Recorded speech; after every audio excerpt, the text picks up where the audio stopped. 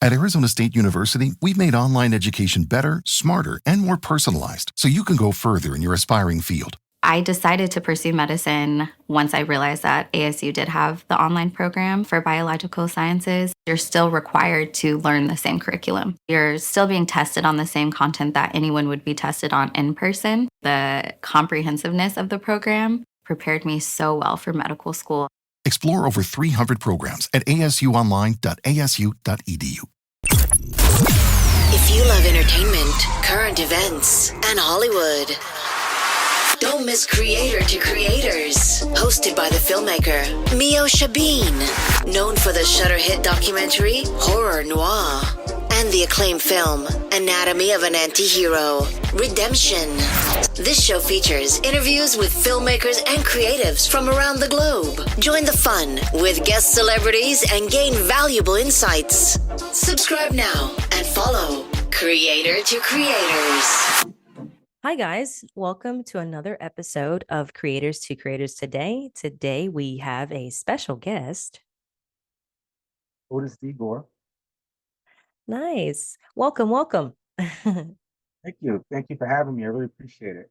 Yes. Yeah. I'm excited to talk to you about, everything, your life, your journey, and what you're doing, and your book, and all that you have going on. But first, I love going back to the beginning. I think that the beginning charts our trajectory in life, like little small habits and things that we pick up along the way kind of follow us into our adulthood.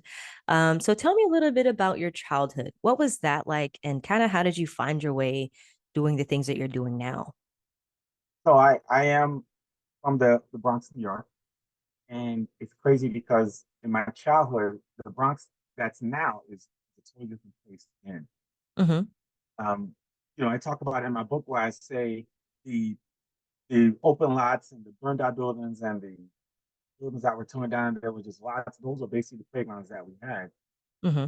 And it wasn't a place of opportunity or anything like that by no means. However, you really had to have a great foundation. You really had to persevere through the environment to really gain something or to really push to things. I'm happy to have, I had my mom. She was a single mom, but she was a very strong person, and she really taught us a lot of values that we can take with us in our journeys, to overcome what the circumstances were. I mean, I'm not saying it wasn't happy. I mean, because I had some good times. We just had to make the best of it. I still had some great friends from the Bronx, and it was what it was at that moment. Right. But yeah, I went to a public school. I grew up in a 5-story tenement building, and I went to Dewitt Clinton High School in the Bronx, and that was an Nice. interesting. I actually went to high school with a couple of famous people. So Nice. from my high school, we had Tracy Morgan was the biggest star. He was a comedian there. Oh We yeah. played, Wow. we played on the same football team. If you see me and my brother today, he'd be like, "Go, what's up, bro?" So he knows us. Yeah, he knows us. Tracy Morgan, Darren Henson. He's the choreographer back in the day with NSYNC and Backstreet Boys. Yeah. He's also Wow. an actor now. And I remember I used to be a singer in high school. He wanted to sing, and he would tell me, "Oh, what does you want to teach me how to sing?" I was like, "Well, you need something to work with first, Darren." And so, but that was amazing. He was actually, I don't know if you remember MC Hammer. Oh yeah. To Hammer wear the time. genie. Yeah, he used to wear the genie pants, right? But before MC Hammer in high school, I'm talking like 85, 80. Darren was actually wearing the genie. He's the first one I saw with the genie. Wow. And I was like, then when Hammer came out, I said, "Yo, my man is biting your style." You know, but he was pretty famous there. I don't know if you remember. Um, well, I don't know. I'm probably older than you, but there was a called Get Smart. Get smart. Yeah, back in the '60s. Well, the actor who played the lead role in that, he went to deal with Clinton as well. Oh And wow. so did Burt Lancaster, believe it or not. Amazing. I know, right? When I first got that, I said, yes. Then I found out who he was. you know. So, but that was an amazing experience, and from there, after I got out of high school, I did a couple of years of college, but then for me, it wasn't any. I played football, so I did have a scholarship, but then it wasn't a real scholarship, but that's a long story. What? But yeah, it wasn't like a What? real scholarship. It was like, if you do this, then you could play. You could, it was just weird. I was like, I don't want to go there. It was a third rail high school, college anyway. It wasn't like, first string or anything like that. But I enjoyed playing Oh, football, and I wind up doing a lot of different type of things after high school. I was into music, nice. so me and my brothers, we had a singing group. We made some records. We put out some singles locally. We thought we was gonna get a record deal. We thought we was New Edition, but we didn't even know who New Edition was as far as personally, but we loved what they did Yeah. at the time in the '80s. Yeah. And I remember when anytime they performed, I used to tell my brother, "We sing better than them." Blah, blah, blah. But they was on TV and it was on magazine. You know, Wow. That's yeah. So I've always been in a creative space, and I've always been a person that, for some reason, people, were drawn to in regards to leadership. And I was the leader of the group. I was a leader. I was a captain on the football team. So I don't know why they saw me that way, but that's how people saw it. So I just embraced it. I mean, even if it's a girl that I like, she automatically friend zone. So what am I gonna do about that? right. I was like, okay, I can give you advice, but can we go see the movie Purple Rain? What you gonna do? But Mhm. yeah, it was pretty interesting upbringing. So I would go back and forth with my brothers in Myrtle Beach. Um, get to a point where I really wanted to be an entrepreneur because when I was doing a lot of different things, I always wondered to myself, you know, well, is this all there is? I mean, I know there's more. Mhm. Mhm. Because when you go up, and I don't know if you've ever been to the Bronx, New York. I don't know. I haven't Well, been. I've been to New Jersey, but I don't think I've been to the Bronx of the yeah. Bronx Well, side when yet. you grow up in an environment like the Bronx, especially back then, it really kind of, I don't want to say it traps you, but it kind of takes your mindset and kind of sets you like right there, Mhm. because everything else that everybody around you wasn't trying to tell you you can do this, you can do that, you can do this, because everyone was trying to survive. I see. You understand? I don't know if that makes sense, but it was always a thought. The only one that would tell me that I can actually be something is when we go to the youth center, and we had this. He was a youth. He was the head of the youth center. Name was Jerome Christie. He would tell us, "Hey guys, you guys are good kids. You guys can reach for more. You guys got to go out there." And we used to be like, "Go out there and be what?" I mean, like we either gonna go to the Right. army or try to play football or maybe be a rapper. I don't know, but Mhm. there's a lot of options. But he would always tell us that there's more to the world that was out there. Yeah, absolutely. I And mean, we, the fact that you got out of that and, out of that kind of, like you said, it's almost like getting stuck in a kind of a cycle. Like I think that's how I felt myself when I was growing up in Florida, especially a small town like Gainesville. I oh yeah, knew that I had to get out of there, you know, to yeah. I change. mean, absolutely. I'm familiar with Gainesville, Florida. I mean, that's for like the Gators, right? Yeah. Yeah, the Gators football team. Yeah. The thing about the thing about it is that when you always got a dream. It's not even about dreaming. To me, the biggest thing about a person, or the biggest space in your mind, is your imagination. Your Yes. imagination can take you places that even if you're still physically in one place, but your imagination takes you somewhere else. Yeah. And you got to really draw on that. You got to really reach for that, and you got to really think to yourself, "Hey, there's more. There's more. There's always Absolutely. more." But I wind up um, doing music for a while, and I really thought that I was going to be a star. It just didn't happen, but it's okay. I still had records out. I still did a little tour. That's You know, cool. when I yeah, when we did a little tour, it was a little different because we had it was independent, and there was a couple of artists that was on the tour that was popular. I don't know if you remember.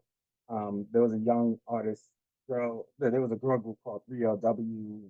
Oh yeah, classic. Those were And I yeah. remember in 1991, we did a show downtown, and it was just before there was these two young kids that had their clothes backwards, the crisscross. I don't know if you remember them. Oh, that sounds familiar. Remember they had the song "Jump, jump, Oh rock yeah, that yeah. baby. Make you want to Yeah. jump. Yeah. So they were new, like no one's heard them yet, but they were doing a song that day. And I looked at them, I said, "Oh, your clothes are on back." They said, "That's how it's supposed to be." I was like, okay, you know. And that's when we met a young Jermaine Dupri, we met a young Mary J. Blige. Wow. She was first coming out, and she wasn't too nice, but I heard a lot about her actually. she wasn't too nice, you know. And I heard she had the song out, "Remind Me," and I Yes. remember that song. And I even told her, I said, "Oh, the song you remind me, I like that song." And she was like, "I'm trying to get my hair done." I was like, "Okay." So I said, "Oh, okay. Well, good luck tonight." You know, I ain't gonna tell you. You know, so we started meeting like a lot of people, like a lot of people that's in the industry. Then I started to realize. I mean, I didn't even want to say his name, but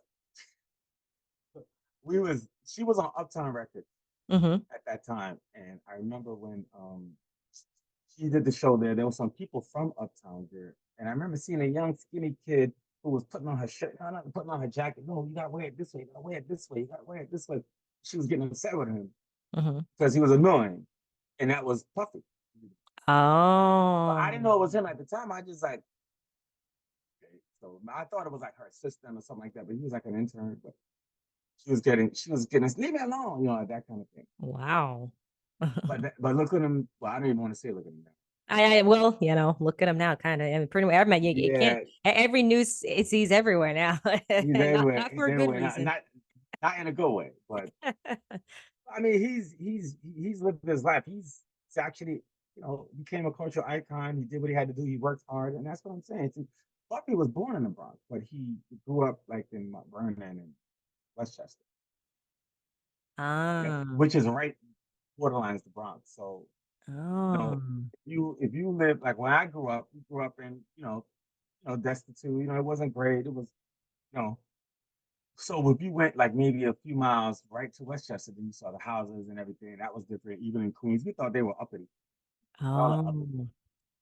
because we Interesting. had a few of our friends that would come from Mount Vernon or Westchester, and they would come to our block because we played, street games, stickball, off the curves, handball, all that. And sometimes we would ask them, "You guys ain't gonna play?" So they would say things like, "We don't play in the street." And I was like, "Why not?" It was like, "Because we got a backyard." And I was like, "Oh, Like, oh wow. Okay. got a Look at backyard. All you. right." I was like, "I got a backyard. It's right there. See the open lot? That's my backyard." But it really changes. It turns you into a certain person. It really makes you keep your antennas up. Because now, even today, anywhere that I go, when I travel, I'm always like, I'm not apprehensive. I'm just looking around, making sure what my surroundings. Right. Absolutely. That's how I So grew up. you left that what age? Um, I'd say my early 20s. Okay. Okay. Yeah. I was, you know, again, when you grow up in a certain environment, everything else is like easy. I remember one time when we were on a show and we went to Florida, we went to Miami, Okay. and the guy said, "Oh, don't go over there. That's more towards Liberty City. Don't go there." And when he showed me the block, all I saw was like a couple of houses. One was kind of like turquoise, and I saw palm trees, and I was like, "That don't look too intimidating to me." Right. But it was a terrible block. It was a terrible area, But Wow. I didn't, it didn't look terrible to me because I've seen worse. I was like, "You want to see good? I'll show you." Right. You're like what I grew up out of. Would you say that actually, even though, yeah, that was a rough time and um it kind of it's like now that where you are and the things that you're doing with your life, it's I think it's a part of the journey, right? That you and it's something that you use like even as an Yeah, author, right? yeah, You could talk about those things, but you're not because you went through them, but you didn't let the situation overtake you, which a lot of people unfortunately do right, fall victim to. right, and that's part of why I wanted to come out with a book called The Audacity of Doubt because in my journey there was a lot of fear and a lot of doubt. I mean, it was a Hmm. ton of doubt. Hmm. Most people didn't believe that they could be anything else than what they already was at that time. Hmm. And a lot of in my book I talk about living in your settlement. So what a lot of people do is see we're not taught back then to grow up and go to school or become a doctor, become this and that. That's what we saw on TV. Right. But that's not something that we thought was attainable. Not like it wasn't instilled in our mind. Mm-hmm. Dude, I never thought to myself I was going to write a book one day. Even though my imagination was telling me, "Oh, that would be cool," but I always thought it was hard. You know, Yeah. even when I got into real estate, I said to my when I was growing up, there was no real estate agents, there was no black real estate agents, there was no black insurance agents, there was no anybody that came around to the house to collect rent or deal with it. It was everybody was white. It wasn't any. So we didn't see it, so we didn't think that it was it. Mm-hmm. And I say that to you because my best friend Andy and his mom, when they lived on our block, they moved uptown on 214th Street to a house. Mm-hmm. So I didn't know that they bought the house. I thought that they rented the house, but then I found out they actually bought that house because I remember hearing a real estate agent come to the apartment because she wanted to rent, and he goes, no, no, no, Miss Stewart, you can buy a house. You can, all you need is $5,000. And me, I thought $5,000 is a lot to me. With so many options, why choose Arizona State University? For me, the only online option was ASU because of the quality. Their faculty was really involved with their students and care about your personal journey. The dedication to my personal development from my professors, that's been extremely valuable to me. Earn your degree from the nation's most innovative university. Online. That's a degree better. Explore more than 300 undergraduate, graduate, and certificate programs at asuonline.asu.edu. At Arizona State University, we've made online education better, smarter, and more personalized so you can go further in your aspiring field. I decided to pursue medicine once I realized that ASU did have the online program for biological sciences. You're still required to learn the same curriculum. You're still being tested on the same content that anyone would be tested on in person. The comprehensiveness of the program prepared me so well for medical school. Explore over 300 programs at asuonline.asu.edu. Message and data rates may apply. Reply stop to opt out. Consult a doctor prior to use. You look great. What have you been doing? I found Zelthy. If you qualify, their providers can prescribe the same active ingredients in Ozempic and other expensive GLP-1s for 80 to 90% less without insurance. All of mine shipped right to your door. Get started with Zelthy today for just $39. Call pound 250 and say keyword CARE. That's CARE to pound 250. Yeah, I'm a kid. Mm-hmm. But what's ironic about that story is that when they moved uptown, and we would walk there from our block because we couldn't afford the bus, we would walk all the way uptown. When I drive there now, if I drive there, I'd be like, wow, we used to walk all of this. So we would walk from our block all the way so we could hang out with our friend and go to the house and everything like that. And what's ironic is they bought that house in 1984, right? Mm-hmm. And when I grew up and I started to really buckle down, I was working for corporate America. Then I became a real estate agent. I wound up listing that house to sell it. It was just very odd for me because I used to sleep over that house. And what was odd was when you look up inside the kitchen, there was a window pane that we were playing ball. We were throwing the ball around in the kitchen, and the ball bounced up and it broke one of the window panes. And it was still broken all those years. Wow. So when I would sell the house, I would look up there. So I said, the window pane. I was like, oh, kids. And it was me who broke it, but I was a kid when I broke it. Oh. So it was ironic. I was like, so I wound up selling the house. Like I remember she bought the house for $54,000, 1984. But I sold the house for $450,000. Nice. Whoa. But that was years later. I mean, like I sold the house in like 2012, maybe. Oh, okay. Wow. Yeah. And so I told her, I'm going to give you a discount on the commission, Miss Stewart. She's like, you're going to charge me? I was like, it's not me, it's my broker. Right. Wow. Yeah. She bought it for $54,000, I remember, in 1984. And then she sold it for $450,000. And she wanted more. Amazing. So I've been a realtor since 2008. I've been a real estate agent. Became a broker. Nice. I have a team of 10. And what really pushed me to become an entrepreneur is because every job that I worked or every career that I had, especially in corporate America, I kind of moved up the ladder quick. Yeah. Became a manager, supervisor, team leader, whatever.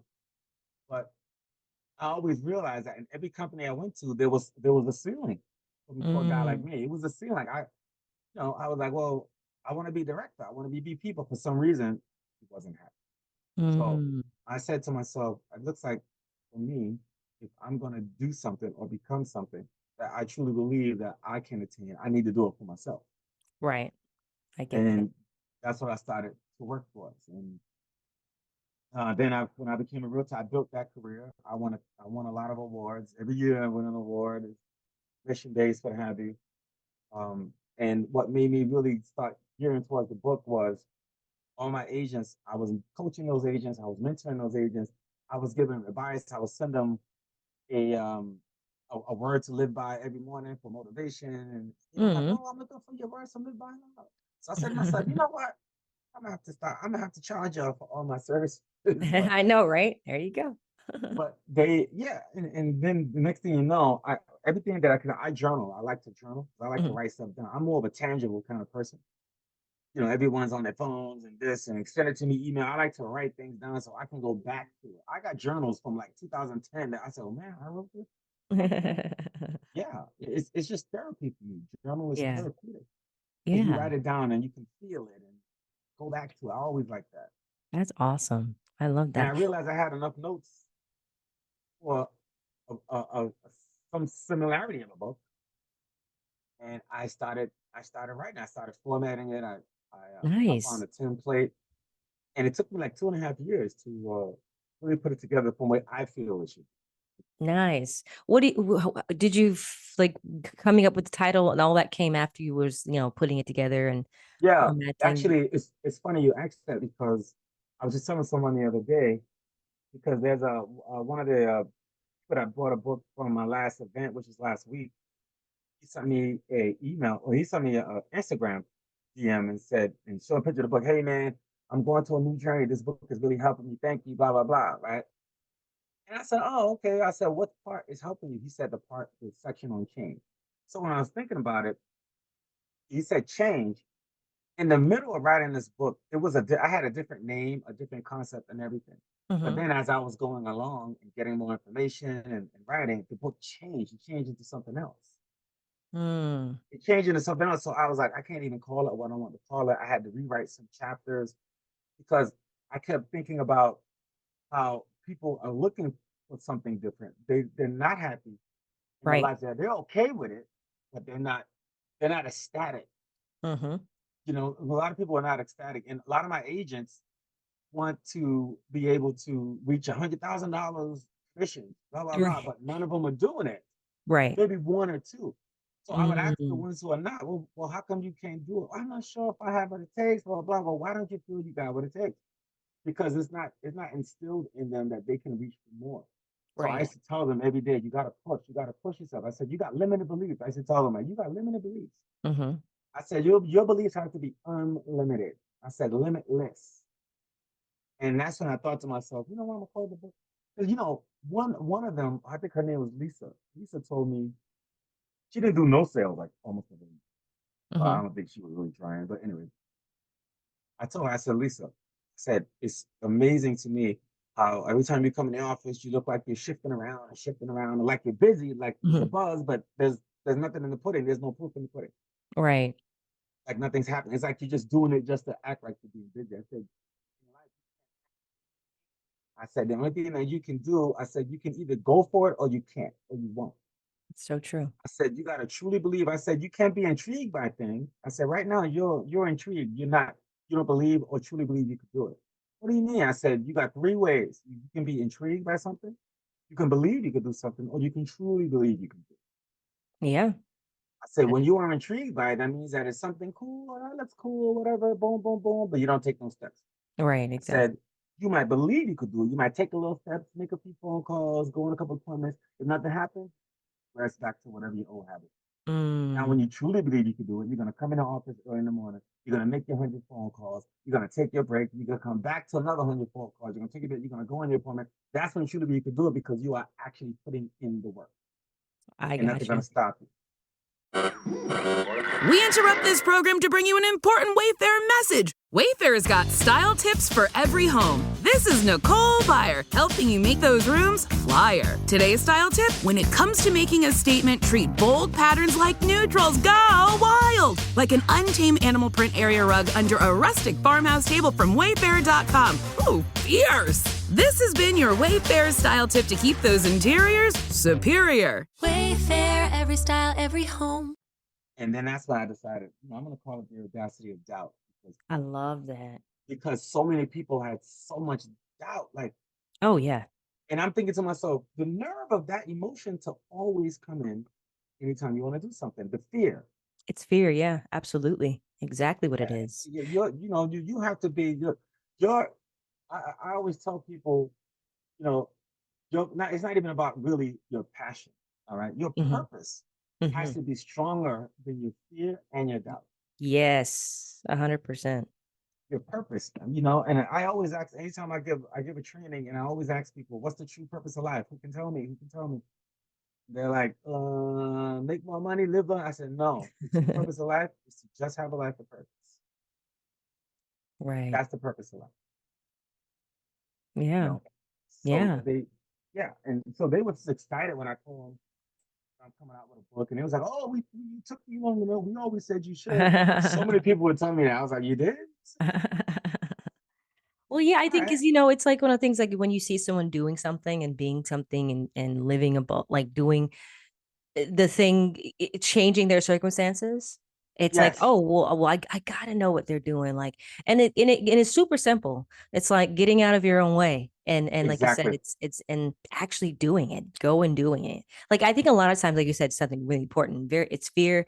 And a lot of it's like, I think sometimes whether, if you don't believe in what you're doing, it's like, and again, if you have the purpose and you know your purpose, then you're just gonna go you're gonna go full fledged. Like, no one can talk you out of your purpose. Like, once you know, you know what I'm saying? No, absolutely. It's like, there's a section of my book where I talk about, you got to reach for it with your blinders on. Like when the horses put the blinders on, the reason why they wear them because it's psychological when they're in the race so that they don't get distracted. Right. Because if the horse is running in a race and he don't have those blinders on, he's all over the place. Right. He's all over the place.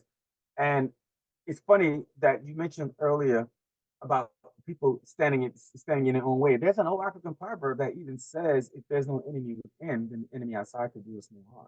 Yep.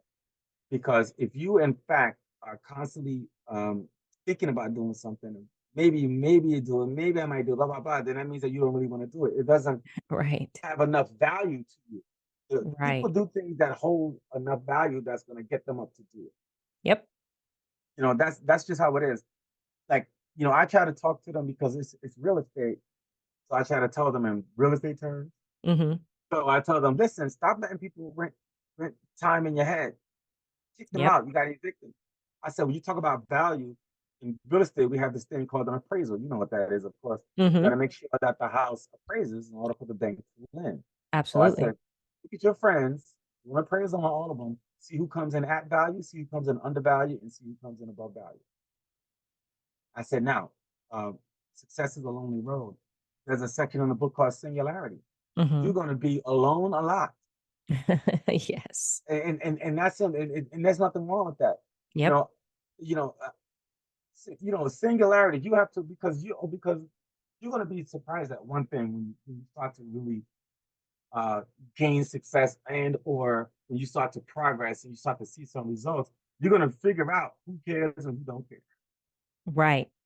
Yeah. You never know who's your friend because you got people who might look at your situation. You've done some films, you've done this, you've done that, and you're obviously an attractive lady according to the picture. Thank you. But what I'm saying is you got people who might smile in your face, but behind, they hope you fail. Oh, 1000%. And I think that's what it is. It's because they haven't done it. And, and it's unfortunate that people are like that, but it's a part of it, right? It's when you do get successful, it's going to be people that, like you said, hell, I'm so happy for you. Really don't want you to succeed because, exactly. I always say haters gonna hate. I call it micro emotions. I call it micro emotions. I really I call it micro emotions because the micro emotion is you got to really catch it in the very beginning when you tell somebody. Catch their reaction instantly. That little second, that's the real emotion. That's how they really feel. And then they fall into, oh, that's so great. But look at their reaction instantly. Right. I do. And I'm finding things out now. When I put the book out and I had a great book launch and a lot of people showed up, more people than I thought. I sold out books. Then I had to have another one a week and a half later, and then book sold out again. Nice. I got an event this Saturday at the charter school, and I had an event last week at the DAD. So the thing for me is that there's people who, see, my thing is this. I don't have no expectation on anybody in particular except for me because I don't want to be disappointed. Absolutely. Literally, I had that conversation with someone about that. Like, never put your expectations on people, ever. I can't have my now. Doesn't mean that you still can't be disappointed because you might have felt that, oh, at least I know this particular person or this person will, they'll give me some credence or what have you. But then you find out, you see the real story. You're like, oh, okay, it's like that. Oh. Right. But my thing is this: I just choose to be happy for everybody, even if I don't agree with what you're doing. But it's not up to me. It's not my life. It's yours. Right. I can only advise you or tell you my thoughts. But you know what? I'm going to be there to support you if it's something that you truly believe that you want. Yes. And so I had a friend of mine who he wants to send his daughter to nursing school and blah blah blah and because I saw her, she had this camera, nice camera. I said, that's a nice camera. She goes, yeah, I love taking pictures. And even on her Instagram, it says, captured by, her name.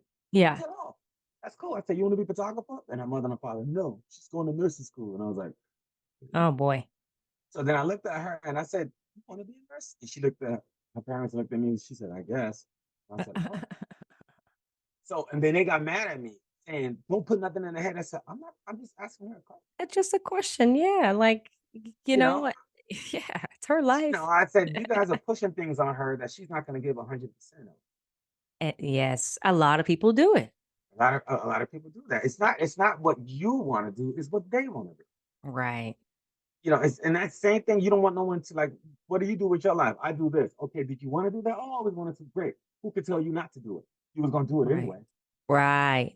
So, right. No one's going to tell you what you're not going to do. I'll tell you one thing. Ain't nobody ever was going to tell me what I not that what I can't do, but what I wasn't going to do that I felt that I can achieve. If I thought I could achieve it, I won't tell nobody. I'll just start it. I'll just do it. Yep. And once it's at because as soon as you tell someone, oh, I'm thinking about blah, blah, blah, here they come, discounting it. Yep. They're putting the doubt in your mind and they're putting all that. You know why? Because they may not have themselves the fortitude or the wherewithal to do it. Exactly. Exactly.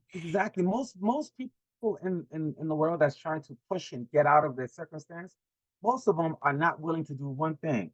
They're not willing to forsake all. They're not. Oh my God. Yes, you're right. Because we live in a people-pleasing world. Everybody wants to be liked and loved. And like you said, when you choose yourself and choose you and your path, you're not going to have too many people that's going to be on your side. It's just what it is. Life can be chaotic. If you're running a retail business, don't let disorganized order fulfillment add to the chaos. Use ShipStation instead. With ShipStation, you never have to worry about shipping and fulfillment again. Whether you're running a business out of your garage or you have multiple warehouses, ShipStation is ideal for every phase of your business's growth. Save time with one login for all your stores and by automating repetitive tasks. Plus, you'll save money with the best shipping rates from global carriers. ShipStation's industry-leading features help you deliver a better customer experience. They'll get accurate and faster shipments along with automated tracking updates with your branding. And with up to 88% off UPS and USPS rates and up to 90% off FedEx rates, ShipStation is the fastest and most affordable way to ship. Calm the chaos. Switch to ShipStation today. Start a free trial at shipstation.com/audio. That's shipstation.com/audio. And that's okay. because they're on their own journey. Right. So Exactly. they doing what? There's a lot of people in the world that want to be in a light, right? But they Yep. want someone else to create the light, to make the light shine bright, and then here they are. It's like flies. Yep. The flies attract them. Once the light dims down, then they scurry away. Yep. Now, So true. very few people are really for you. But Oh, the only person you said it. that's it. The only person that's supposed to be for you is the one you see in the mirror every day. When you look in that mirror, you'll always ask yourself 3 questions. Who am I? Where am I going? Who do I Mm-hmm. want to be? That's it. And that I just literally had a conversation with a friend about that, about just the whole like, you know, it's like the wrestle of like, sometimes we are in our own way, and We are.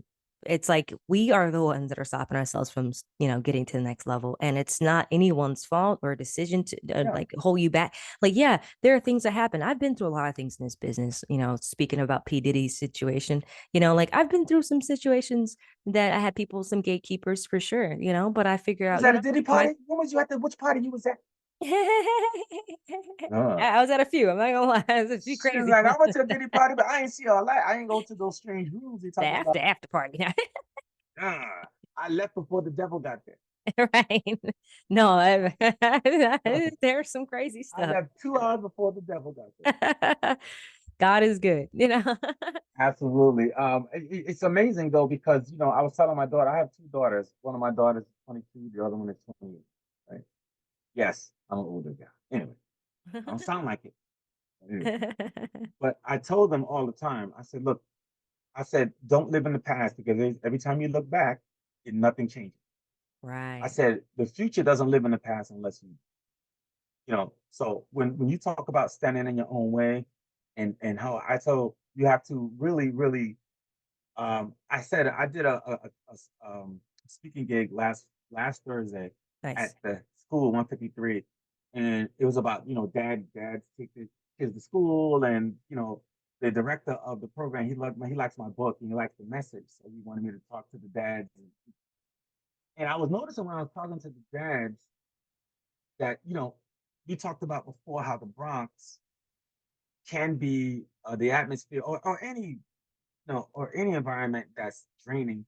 You could look on people's faces to see how it's affecting them, right? Right. And when I was looking in the audience, and I was looking at the dads, and a lot of them were sitting there and they were slouched, and you could tell that they were, I don't want to say they were beat down, but they was Like miserable. yeah, I wouldn't, yeah, it's not, I don't want to say miserable, but it was like this is it for them. Yeah. Yeah. So I had to really encourage them and get them up. Mhm. I had to explain to them that, for your children's sake, I asked them the question. I asked them, how many guys in here believe that you can believe something and know something at the same time? I asked Mhm. them. And they said, well, what do you mean? I said, can you believe something is so, or that it's so? Can you believe them at the same time? Mhm. Some people say yes, some people said no. So I told them the answer to the true answer is no.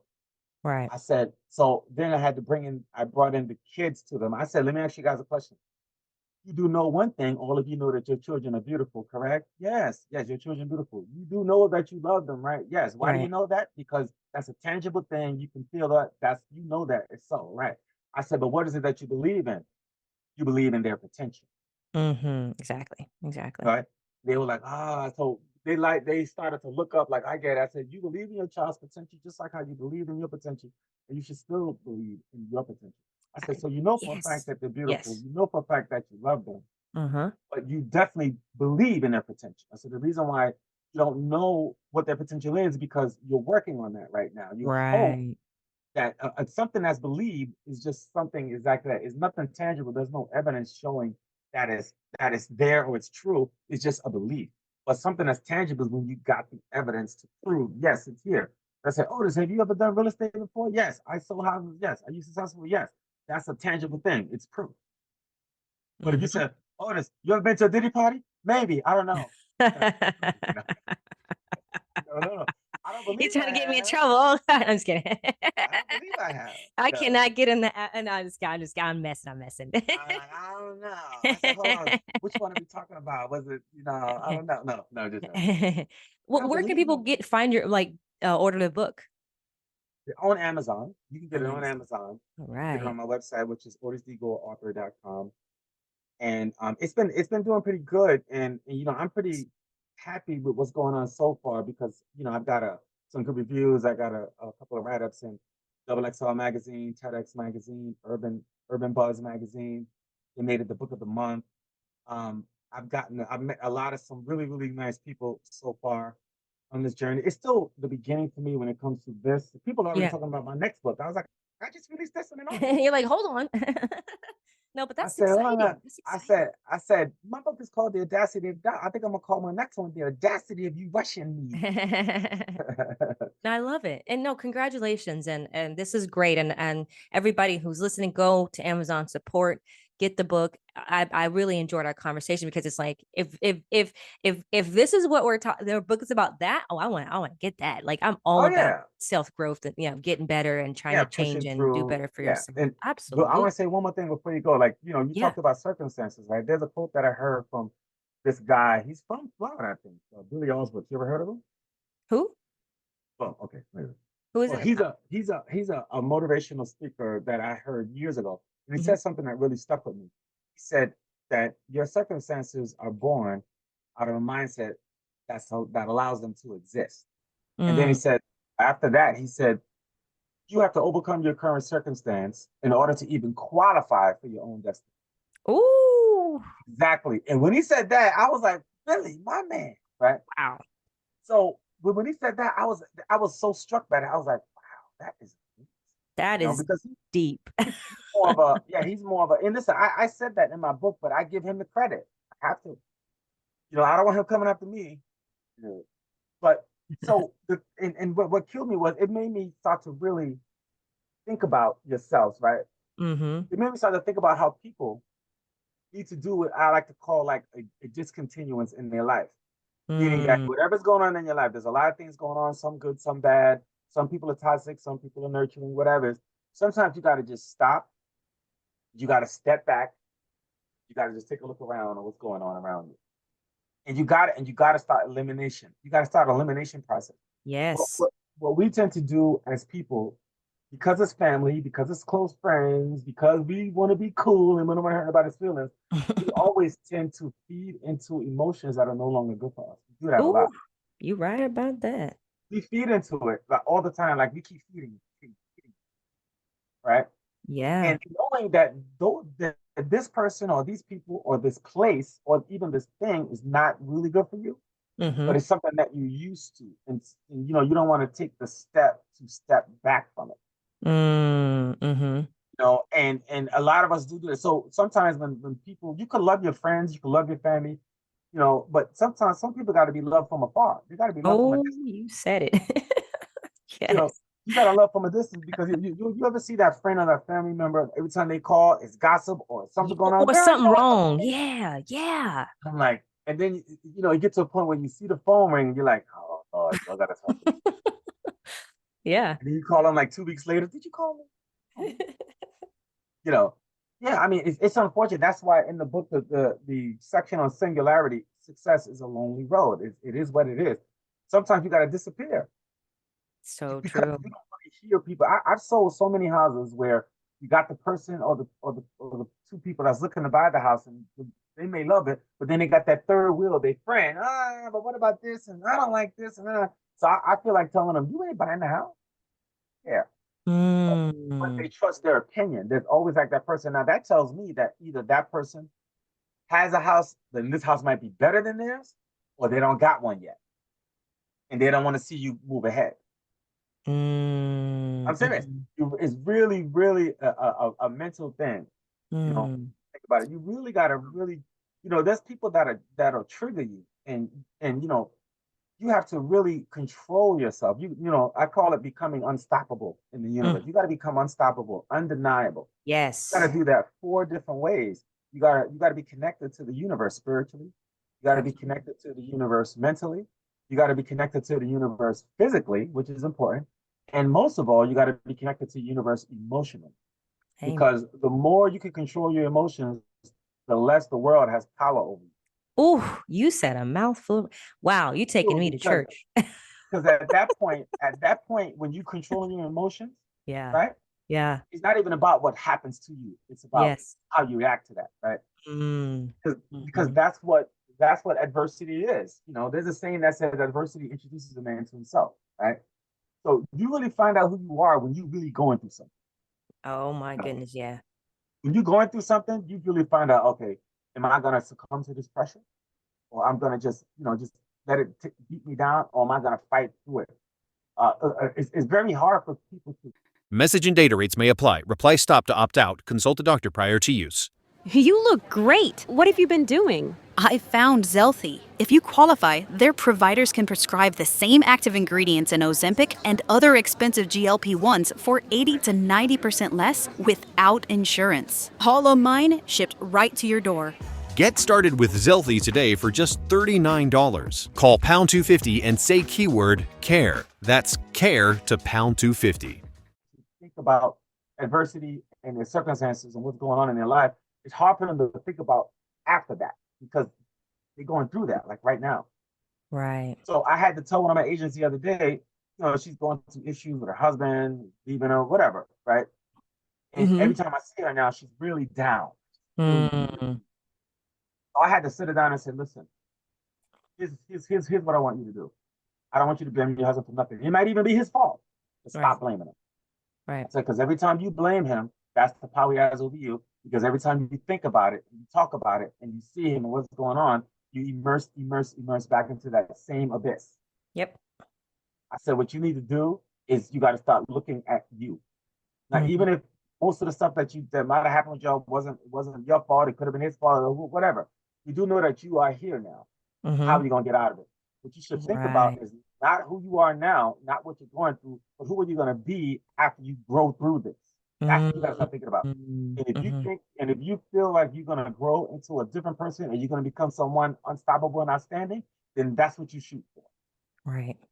And stay on that trail. Don't let nothing stop you.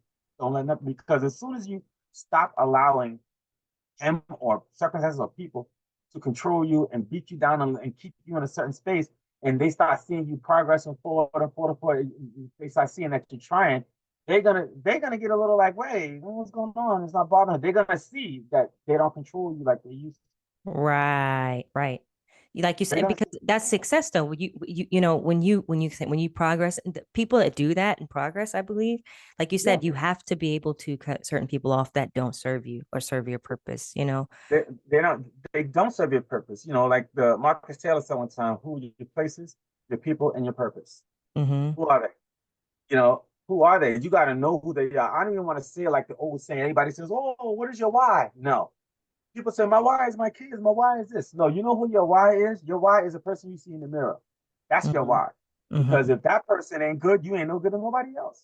Absolutely. Oh my goodness. It's not about being selfish. It's about just being truthful, being real about it. Absolutely. I can't tell you that, oh, I'm gonna show you, I'm gonna, even though I do work out, but let's just say, for example, I'm gonna teach you how to get in shape, and I'm gonna blah blah blah blah blah. Here I am, almost 280 pounds, and I look lethargic. You gonna help me how to get in shape? I got nothing to look forward to. Someone who's gonna show you something, you want to know that there was an experience that they had, that they've done it. It goes back to the knowing, and so, like, for example, you've done acting. In a movie, right? Yeah. So you technically, you got enough experience, but you can actually teach an acting class because there's evidence that you've done it. Yeah. You got people in the world who be her on jobs that they hate, but because this is what their circumstances are at the moment, they do it every day. They get good at it. They could teach someone to do it, even though they don't like it. That's true. It's true. Like right now, this is my first book. There was a lot that I learned in that process. I had to learn about spacing, editing, and text size, and the cover, and the word, the lettering, and the how many pages, and what's the average of a self-help book. I had to find that out. Yeah. And as I was going through now, if I wanted to publish a book for someone, I got some idea on how to do it. I can tell you, I'll tell you what to do, blah blah blah blah. Yeah, and that's really what it's about. You can't just, the the reason why most people are here, like they say, the two most important days in a person's life is the day you're born and the day you find out why. Mm-hmm. Everyone's general purpose is to push society forward. That's the general thing. Right. Keep on pushing it forward. If you notice that in life, right? I don't know if this is weird to you. Sometimes I go on YouTube, right? Mm-hmm. Mm-hmm. And you know how you might see a movie or a video or someone, a camera that was taken in 1940, 1930, 1950, or of people in the city walking around, cars moving, all that, and they refurbish it to make it look nice, color now, right? Mm-hmm. And as I'm watching, I saw this one, New York City, Times Square, 1941, 1942, right?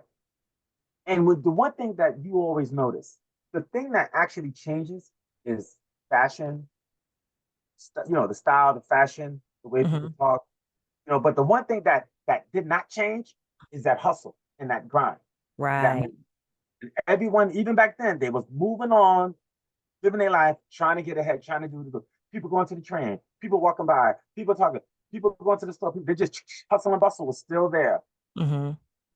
All the way from the 30s, the 40s, the 50s, the 60s, 70s, everybody, it's the same situation. All those people learn from somebody else. And it goes generation. And it's the same thing. Yeah. I took the train recently. I haven't taken the train in 27 years. So, number one, I had no idea how much it cost. Let me tell you, I don't know if you're familiar with New York, but when I was taking the train, they had tokens. You had to go buy a token and put it in the slot and you go through. Uh-huh. I haven't taken the train, I must tell you, probably since the early 90s. I'm just being very honest. Because I've always had a car but when I got on the train, I didn't know how to pay. There was no more conductors. There was no conductors. Right. Usually there's a conductor like in the booth. You ask them a question. There was nobody. I was like, what? So what I did was they had when you go through the turnstile, they had the little device that I heard see the lady go by and she took her debit card and she tapped it and she can go through. I was like, oh, okay, cool. Right?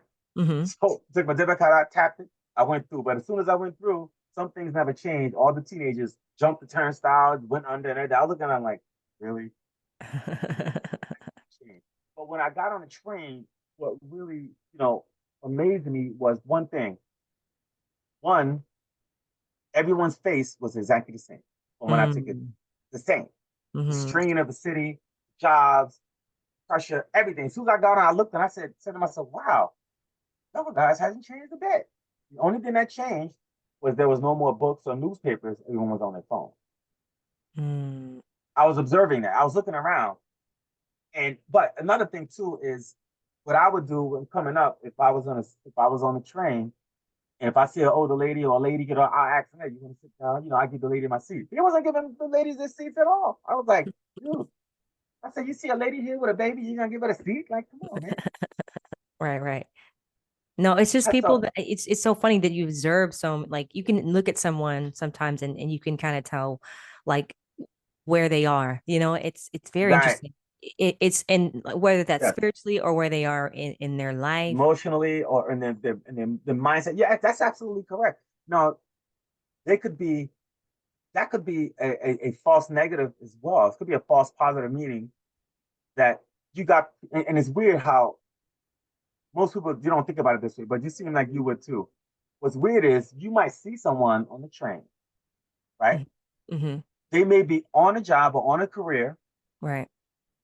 And they may not be making a lot of money. That's why they're sad. That's why they're down. I need to do better, blah, blah, blah. Then you could look at someone with the same look and they may be making the money and they're doing good, but they hate the job. Right. You know what I'm saying? Right. So true though. It's so true. Or it's like you ever see us never tell. Yeah, you can. Like even with certain behaviors, like if you know where things come from, like and I have a lot of people in my life that I cross paths, and even people that are like you can tell somebody where somebody is, like what they're dealing with. Just give them 5 minutes and they'll show you without telling you. It's like, oh, okay, this person has it's an energy. Yes, it absolutely is. And I don't think people understand how important your energy you have to in order to be successful, in order to do any of this, you have to protect your house, which is you. And Yeah, we too much freely give it out so much to people, and it's like yeah. you cannot do that. You And know if what? You you know what I want to call it? I call it progress, protect your progress. yeah, yeah, You got to protect it because only you know how far you've come. Only you know what you put in. Only you know what you've done already and what you will continue to do. And there's always someone trying to knock it down, or right behind you. It's like you're trying to go up, up, up, and there's someone pulling on your leg. Where you going? Where you going? yeah, yeah. Pulling you back. Absolutely. It's funny. I had a friend that, and I love them and they were great people, but I had to kind of like back off a little bit because I was like, it's just too much. It was just like, this, you know, um, when you want someone to see your worth, it's like you want it so bad where it's like you do it. Uh-huh. It's like you don't even have to prove anybody anything. Doing the work is enough. And when Yeah, your work will speak for itself, you don't have to announce what you're exactly. doing. You have to just execute. And I It's like always tell people it's like, I true. don't need anyone to show like to tell me I'm not Right. like, how people say, well, what do you do for a living? And I tell people I'm a filmmaker, I'm an entrepreneur. That's what I do. Like, that's exactly what I do. That's my So what's life. the And they're next like, question? oh, Well, what films did you make? What did you do? Like, yeah. They're like, oh, so how do you how do you do? Like, I haven't seen a major film. What do you guys understand? You can actually make a living making films. yeah, You don't have to make major films, but I've done BET. I've worked with Fox. I've done AMC, all that kind of stuff. yeah. But There's a every film is not a Tyler Perry movie. there's an industry behind the movie, The like industry. behind. There's an industry behind it. Uh, no, it's true. I mean, like I said, you know, a lot of people that you're gonna come across, Yeah. I don't want to say that they don't have the mental fortitude, but their journey is different than yours. Your journey is not their journey, and their journey is not your journey. But Right. don't knock nobody else's journey because that's not Right. yours. Exactly. Like, okay, so that's cool. I mean, I had a friend who we always talk about boxing and blah blah blah and all that, and he always would tell me, yeah, for years, like for probably 15 years, that he always wanted to write a book on leadership. And I said, encourage him. This is even before I even wanted to do it, right? And he would say, yo, I'm going to write a book on leadership and blah, blah, blah, blah, blah. I said, yo, man. So I would ask him every now and then, how's that book going? So I just stopped asking him because I don't know what he was doing with it. Because he seemed annoyed when I asked him. But then when he saw when I came out with my book, this guy really showed me who he was. He didn't seem happy. Mhm. And it was odd to me. He came to my book signing and I said, yo, man, I said, you going to pick up a book or what? Oh, yeah, I'll get one. Never bought a book. Never called to talk to me about it. He didn't even call me to talk about my process. Wow. Yep. I found out that he was upset that I didn't tell him that I was writing. Mm. I said, well, I didn't tell anybody I was writing. I just did it. Right. The point is, no matter whether it came out before yours or not. The point is, you're still alive, you're still breathing, you can still do it. Absolutely. I said maybe the problem that he had was that you kept telling me and I didn't see no progress. Maybe that's what it was. I don't know. I said maybe. I said the reason why you were surprised because I didn't give you no expectation because I didn't tell you I was writing it. Mm-hmm. I was writing a book not knowing that I was writing a book. This is a lot of stuff from my journal. Mm-hmm. And I just had to format it and change this and change that, But the point was, look, gotta love some people from afar. That's it. And that's okay. And I think that's the thing. A lot of people are not willing, like you said earlier, to take that step to do that. Because in order to, I'm sure a lot of people, when you think about, your Oprahs or anyone at a level, Bill Gates, I'm sure Bill Gates is not running behind people that he, No, because he would never be Bill Gates if he stayed there. no, exactly. Where you are now in your life, your Yeah. level of thinking got you there. To Absolutely. elevate that, you gotta elevate your level of thinking. Yes. Yeah. Absolutely. That's just what it is. Like my level of thinking years ago would never even we would never get me to the point of releasing a book because I wasn't there yet. It was a thought, it was a process. I was just doing it, And then once you get to a point, because there were a month or two, a month that I didn't even know, I didn't have anything to write. So it just sat there. Yeah. It's like writer's block. People don't understand it's a process. Write a book. I had my other boy was like, oh, I could just write a book with AI. I said, now why would you want to do that? That's not you. And it's not you. It's not you at all. I said, what do you mean? I just got to tell them what I want. That's not you. Because you know how many people ask me, Meosha, if I got a ghostwriter? I said, no, I ain't got no daggone ghost. Really? Yeah, you'd be surprised. Wow. Did you use a Wow. ghostwriter? No, I didn't use Well, no because ghostwriter. it's why a lot of people don't want to do the work, and it's like you said, the process. People want to overnight success or whatever it is that Exactly. they want. Microwave society. Microwave society, and that's the thing, and it might work for some time for some people, but you'll know if it's them, like if they can just articulate and put that out there. It's like, okay, well, that was definitely AI or whatever. It's like, Yeah. I wouldn't want success like that. Because then No, it's I like, don't want anything generic. I want something that came from blood, sweat, and tears. It's the only way that you can actually appreciate it. mm-hmm. That's Yeah. why a lot of lotto winners go broke quick. There was no effort to earn the money. That's so So true. people don't understand about process, right? The whole point of the process and the journey is so you can build those habits, and so you can generate knowledge, so you can learn stuff, so that when you get to that point, everything that you learned before, it's still there with you, and you're thinking. That's the fortitude that makes you go, well, hold on, I went through all this to get this. I don't want to fall back. Mm-hmm. So that's really going to try to keep you at a certain point to then raise it again and go higher, then raise it again and go higher. Mm-hmm. All right. But if someone just says, hey, Meosha, I know you started working here 2 days ago, but I want to make you president, you're going to be like, excuse me? And then when you're president, then the next month they fire you. Well, I ain't want to be president anyway. I'm president of the company, is what I'm saying. All right. You're like, well, I didn't ask to be president. I ain't asked. Well, I didn't even work for it. Right. You don't work for it, so it doesn't mean nothing. It doesn't hold enough value Right. for you. It So doesn't. there's an acronym that I actually have for effort, right? Mm-hmm. And it's in my book. It's called effort, which is EFFORT. So it stands for energy force forward, for optimal results in time. Love that. Yeah, it's in the book. I love that. Get the book. Everybody who's listening, get the book. Absolutely support. Like this is awesome. And I'm just so excited for you, and everything's going, well, everyone's well receiving it, and everyone's reading, people that have read it. That's exciting. Yeah. Thank you. I have one question that I love asking this to everybody, and there's no wrong answer, but the 3 levels of influence: money, power, and respect, right? And if you could choose only one, which one would you choose and why? I'd want respect. Okay, nice. I want respect because with respect, you can gain the power and the money. Mm-hmm. Now, the money is fine, but how did you obtain it? Mm-hmm. Same thing with the power. Okay, you got power, but how did you gain that power? Who did you hurt? Who did you walk over? How many people did you step on to get it? Mm-hmm. Now, when you are respected, then that means that more people than not believe in you. Right.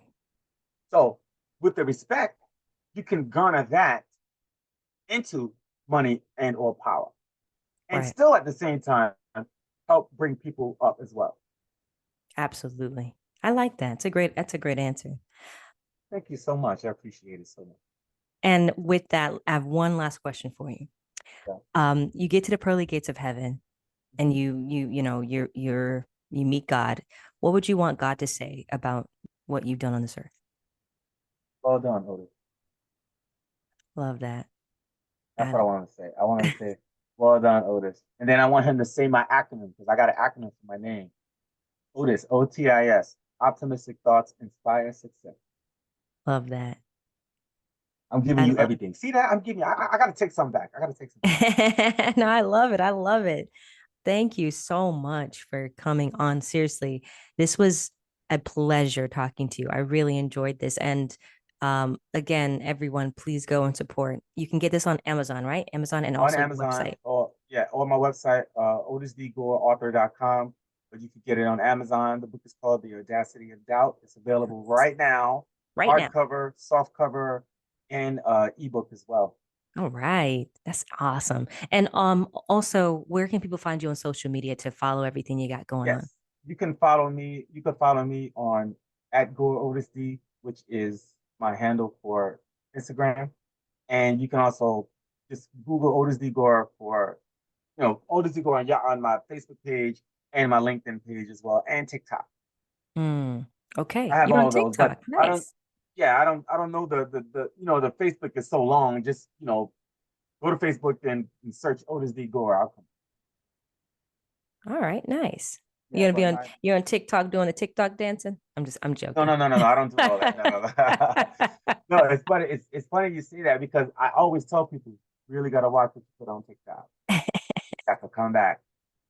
You really gotta watch. You really gotta watch. I don't put stuff like I like to work out, but I don't put stuff like showing my chest. I don't do all that. I don't do. First of all, I'm not fitness trainer. I get that, but I don't. You might see some woman, she's a lawyer, but she's on the beach, she got bikini, she's moving around, and some other law firm might be like, I'm just saying, you really got to watch what you put on social media. It You're really come right. back to home. As we see with all the Diddy situations, Yeah, all these clips are finally making sense. Yeah, Diddy's telling Fabulous, why don't you party with me? You got to come and really party with me. Okay, hold on. That's a little crazy right there. That 50 Cent said that Diddy asked to, I like to take you shopping. I'll pay for it. Someone's like, excuse me? How's another man going to take you? No. I would have been, man. I would have been like, I ain't going shopping. Can I get a Bugatti? All right. We could do that. We could do that. No, wait. Right. Oh my gosh, that's so funny. Thank you so much. So fun. So fun. I really enjoyed our conversation. Definitely come back again when you have your next book. Please come back. Thank you, Ms. Bean. I appreciate you. Yeah. Thank you for having me. Thank you. Thank you. And thank you all for listening. And always remember to live, love, laugh. We'll see you guys next time. I love it. Thank you.